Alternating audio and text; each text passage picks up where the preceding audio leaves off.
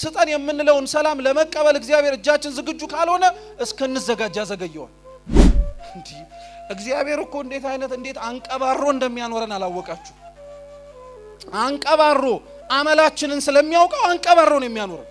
አንተ እኮ በጣም ብዙ እኔና እናንተ የረሳነው በጣም ብዙ ነገር አለ። ትላንትና ያጠቃንን ጠላት ረስተነዋል፣ ጠፍቷል። አሁን ትላንትና ሰላም የነሳንን ነገር ረስተነዋል። አሁንማ ጥሩ ላይ ነና። በእያንዳንዳችን ህይወት ነው የምላችሁ። ሁሉንም ነገር ሰጠን፣ አደረገልን፣ ሁሉንም ነገር አጎናጸፈን። አበላሸነው መልሰንኛ። ያበላሸነውን ነገር ደግሞ እኮ መልሰን እሱ ላይ እናላክከዋለን።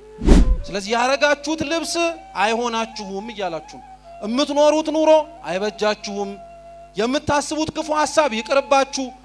ዛሬ አብዛኞቻችን እግዚአብሔርን ጠርተነው ተማጽነነው ምን እንድናረግ ትፈልጋለህ ብለነው ድምጹን ለመስማት ራሱ አንፈልግም። እኛው ራሳችን የምናረገውን ወሰነናል። ቶሎ ብለን እንጸልይና በልበቃ በዚህ ደግሞ ዘምተን የሆነ ነገር እናርግ ይባላል። እንዴት ማለት ነው?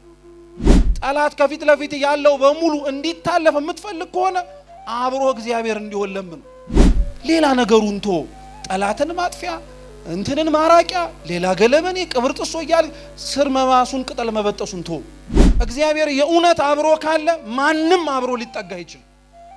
ማንም አብሮ ሊቀና አብሮ ሊያይ አይችልም። ልባቸው ይቀልጣል እኮ ማለት ቀላል ነገር መሰላችሁ እንዴ?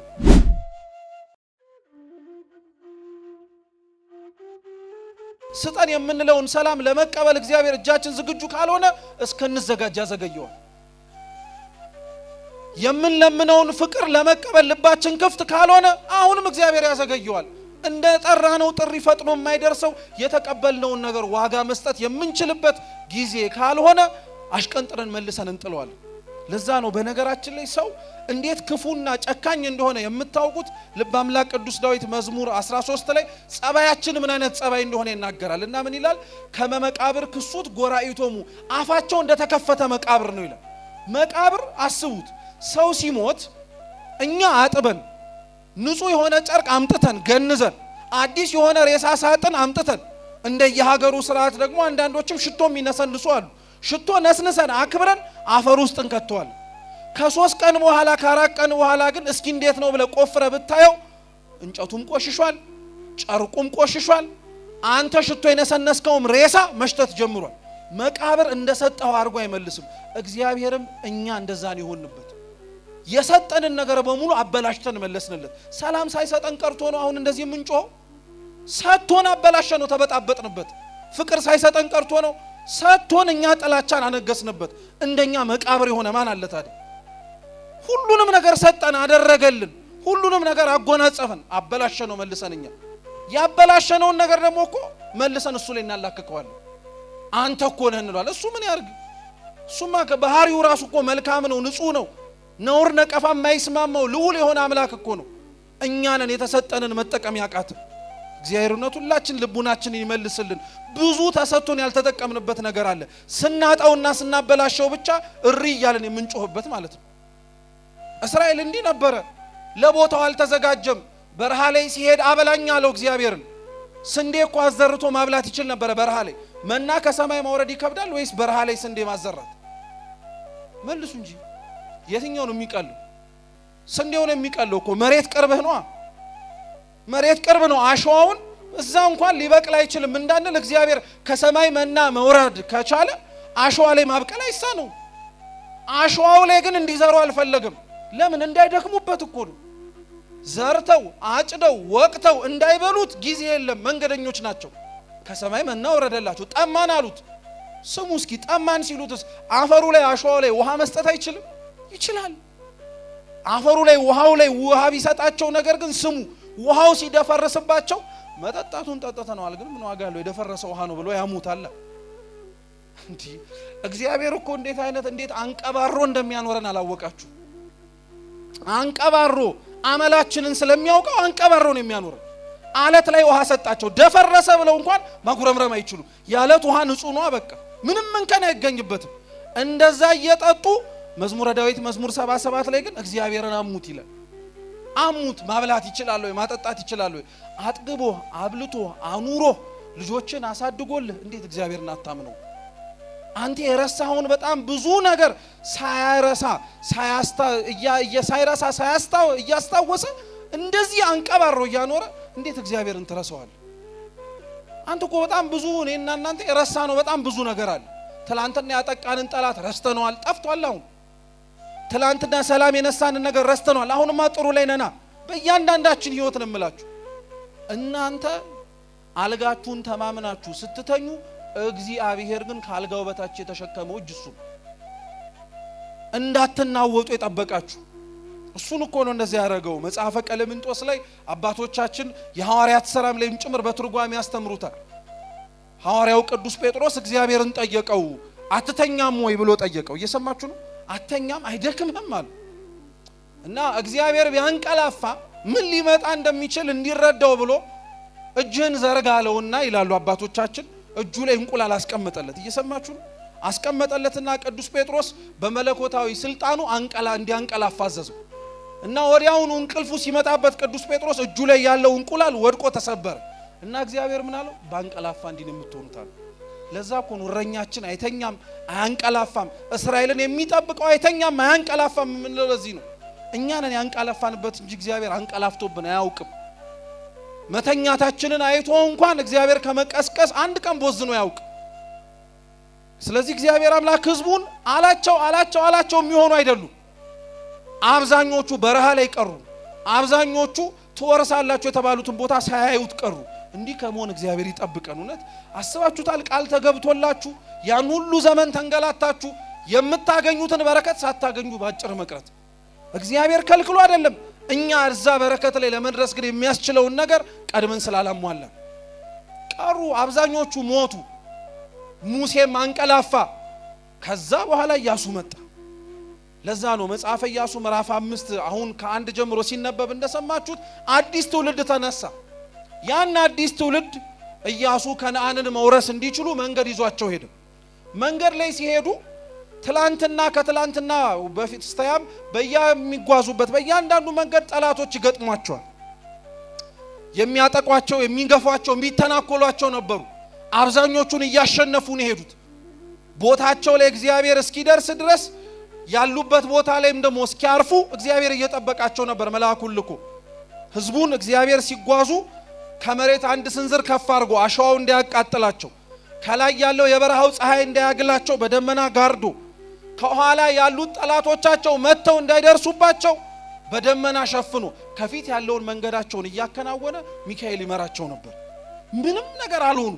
እንደዚህ እየተንከባከበ ወሰዳቸው።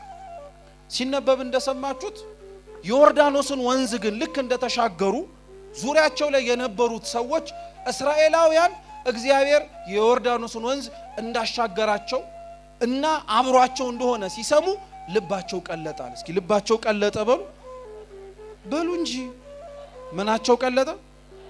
ልባቸው የቀለጠው እነዛ ጠላቶቻቸው ህዝቡን የፈሩት ምን ስለሆነ ነው? ህዝቡ ቁጥሩ ብዙ ስለሆነ ነው አይደለም። እግዚአብሔር አብሯቸው ስላለ። እግዚአብሔር አብሮ ካለ ጥቂትም ሆነ ትፈራለ።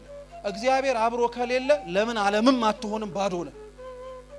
አሁን እኛ እንዳለን እንደ ቁጥራችን ተሰሚነታችን ምናችን የጎደለው ለምን ይመስላል? ጉዳዩ የቁጥር ሳይሆን ማን አብሮን ከኛ ጋር መሆን ስላለበት ነው። እግዚአብሔር ከኛ ጋር አብሮ መኖር ስላለበት ነው። ለዛ ነው የቤተ ክርስቲያን የዘወትር ልመናዋ ጸሎት የሆነው። ለዛ ነው ቁጥር ሊኖረን ይችላል። ነጠላ አጣፍቶ ሊመጣ የሚችል ሰው ከየቤተ ክርስቲያኑ ላይጠፋ ይችላል። ግን ጌታ ሆይ አንተ አብረን ከሌለህማ ምን ዋጋ አለን? እኛ ህዝቡ ጠላቶቻቸው ይፈሯቸው ነበረ። ገና መራመድና ኮቴያቸውን ሲሰሙ ይደነግጡ ነበር። ምክንያቱም አብረው ብቻቸውን የሚሄዱ ህዝብ አይደለም፣ እግዚአብሔር አብሯቸው አለ። ጠላት እንዲፈራ፣ ጠላት እንዲሰነጠቅልህ፣ ጠላት ከፊት ለፊት ያለው በሙሉ እንዲታለፍ የምትፈልግ ከሆነ አብሮ እግዚአብሔር እንዲሆን ለምን። ሌላ ነገሩን ቶ ጠላትን ማጥፊያ እንትንን ማራቂያ ሌላ ገለመኔ ቅብር ጥሶ እያለ ስር መማሱን ቅጠል መበጠሱን ቶ አትድከም። እግዚአብሔር የእውነት አብሮ ካለ ማንም አብሮ ሊጠጋ አይችልም። ማንም አብሮ ሊቀና አብሮ ሊያይ አይችልም። ልባቸው ይቀልጣል እኮ ማለት ቀላል ነገር መሰላችሁ እንዴ? ልባቸው ይቀልጣል ማለት እኮ የውጭ ያለ ፍርሃት አለ፣ ውስጣቸው ይረዳል፣ ይንቀጠቀጣል። ህዝቡን ሲያዩ እግዚአብሔርን ያያሉ። ዛሬ እኛን አይቶ እግዚአብሔርን የሚያይ ማን አለ? ስንታይ መልካችን የእግዚአብሔርን ይመስላል። ስንታይ ስራችን እግዚአብሔርን ይመሰክራል። ስንታይ ቁጥራችን ውስጥ የማይቆጠረው የእግዚአብሔር መላእክት በመካከላችን የቆሙ ይመስላል። አንመስልም። እውነታው ይሄ ነው። አንመስልም። ስራችን፣ ንግግራችን፣ ተግባራችን፣ ሁሉ ነገራችን አይስማማም ከእግዚአብሔር ጋር። ስለዚህ እየተራመድን ብዙ ሆነን የማንፈራው ብዙ ሆነን ድምጻችን የማይሰማው ጯሂ ስለጠፋ አይደለም። እግዚአብሔር አብሮን አለ ወይስ የለም ብሎ የሚጠይቅ ልቡን ያለው ሰው ምናልባት ከኛ መካከል ስለታጣም ሊሆን ይችላል። ስለዚህ ልባቸው ቀለጠ፣ ፈሩ። ኢያሱንም እግዚአብሔር እንዲህ አለው አለ አሁን የምትገቡባትን ምድረ ርስት ከነዓንን የምትወርሷት እንዲሁ ተነስታችሁ ስለመጣችሁ አይደለም። የባልጩት ድንጋይ አንሳና ህዝቡን ሁለተኛ ጊዜ ግረዛቸዋል። የመጀመሪያው ህዝብ የተገረዘው በረሃ ላይ ቀርቷል። እነዚህም ከነሱ ስለተወለዱ ብቻ ሳይሆን ስለተገረዙ ስለሆነ የሚገቡት ግረዛቸዋል። ግዝረት ኦሪት ዘፍጥረት ምዕራፍ 12 13 14 15 በተደጋጋሚ የአብርሃምን ቃል ኪዳን ለማክበር እግዚአብሔር አምላክ የሰጠው ቃል። የአብርሃም ዘር ከሌላው ዘር ይለይ የነበረው ወንዱ ተገርዞ ነው፣ ሴቷ ደግሞ በድንግልና ደሟ ነበር። ስለዚህ ህዝቡን ግረዛቸዋል። አንድም ዘራቸው ከአብርሃም እንደሆነ እንዲታወቅ፣ አንድም የሚገቡባት ከነዓንን የሚወርሱት ከተገረዙ ሰዎች ስለተወለዱ ሳይሆን እነሱም ምን ሲሆኑ ነው አለ ስለተገረዙ። ዛሬ እኮ ክርስቲያን መሆናችንን ምናልባት ከወላጆቻችን ተወልደን ካልሆነ በቀር እኛ ላይ የሚነበብብን ሰዎች እኮ ያልሆነንም አለ። መወለድ ብቻ እኮ በነገራችን ላይ ክርስቲያን እኮ አያረግም። ታውቃላችሁ? መወለድ ብቻ አያረግም። አባ ጊዮርጊስ ለዛ እኮ ነው ያርጋኖን ጸሎቱ ላይ እመቤታችንን እመቤቴ ሆይ ክርስቲያን ያርግኝ ይላታል። እንዴ እንደሱ ማን ክርስቲያን አለና እንደ አባ ጊዮርጊስ? ግን ክርስቲያን ማለት ከመወለድም ያልፋል። ክርስቲያን ማለት ወላጆቻችን ክርስቲያን ሆነው ከመወለድም በላይ ትልቅ ትርጉም አለው። የምንወርሳት ከነዓን የተባለችውን የእግዚአብሔርን መንግስተ ሰማያትን የምንወርሰው ወላጆቻችን ክርስቲያን ሆነው ስለተወለዱ ብቻ ሳይሆን እኛም ስንገረዝ ነው። ግዝረት ማለት ለሐዲስ ኪዳን ጥምቀት ማለት ነው። እስኪ አስቡት፣ ወላጆች የሆናችሁ እዚህ ውስጥ ልጆቻችሁን ስለወለዳችኋቸው ብቻ ክርስቲያን ይሆናሉ?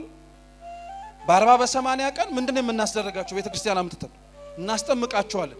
ግዝረት ለአብርሃም ዘር ቃል ኪዳን እንደሆነ ሁሉ ልጆቹ ናቸው የእግዚአብሔር ተብሎ ማመላከቻ እንደሆነ ሁሉ ለሐዲስ ኪዳን የእግዚአብሔር ልጆች ናቸው ተብለን የምንጠራበት ንጹህ ምልክታችን ግዝረት የተባለ ጥምቀታችን።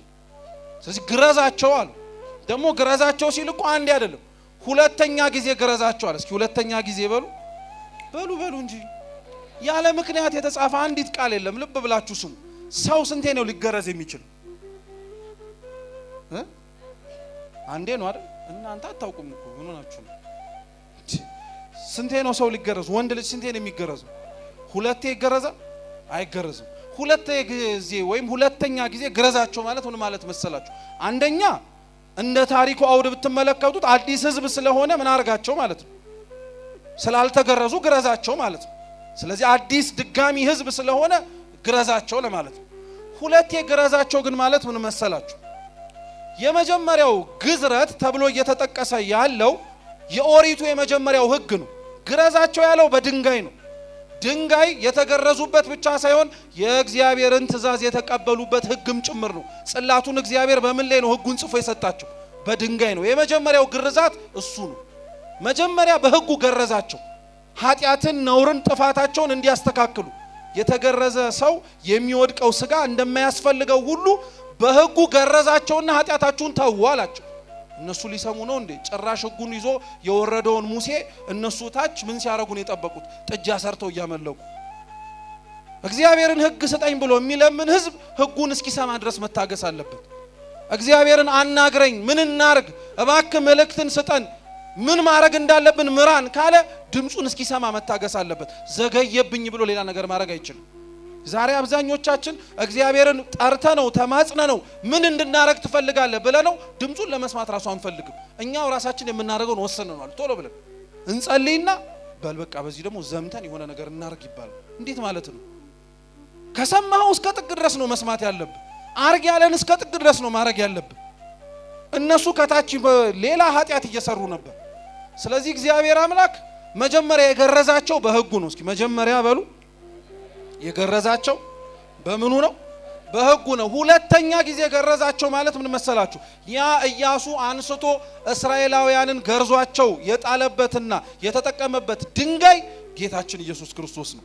ቅዱስ ጳውሎስ አንደኛ ቆሮንቶስ መልእክቱ ምዕራፍ 10 ቁጥር 4 ላይ ያ እስራኤላውያን የውሃ ምንጭ ወጥቶላቸው ይጠጡበት የነበረው አለቱ ክርስቶስ እንደነበረ ይናገራል። ሁለተኛ ጊዜ ግረዛቸው ማለት የኦሪቱን ሕግ ሰጥቻቸው ነበረ እንዲያዩት እንዲመለከቱት ራሳቸውን እንዲያስተካክሉበት። እሱ አልበቃ ቢለን እግዚአብሔር አምላክ ሌላ ጨመረልን። እሱ ራሱ ሰው ሆኖ አስተማረ። ሁለተኛ ግረዛቸው ማለት እሱ ነው። ቀጠለናስ ምን አለው ስትሰሙ? ቁስላቸው እስኪሽር ድረስ እዛው ያሉበት ቦታ ይቀመጣል። ምክንያቱም የተገረዘ ሰው ወዲያውኑ ተነስቶ ምን ማድረግ አይችልም፣ መንቀሳቀስ አይችልም። ምን ማለት መሰላችሁ?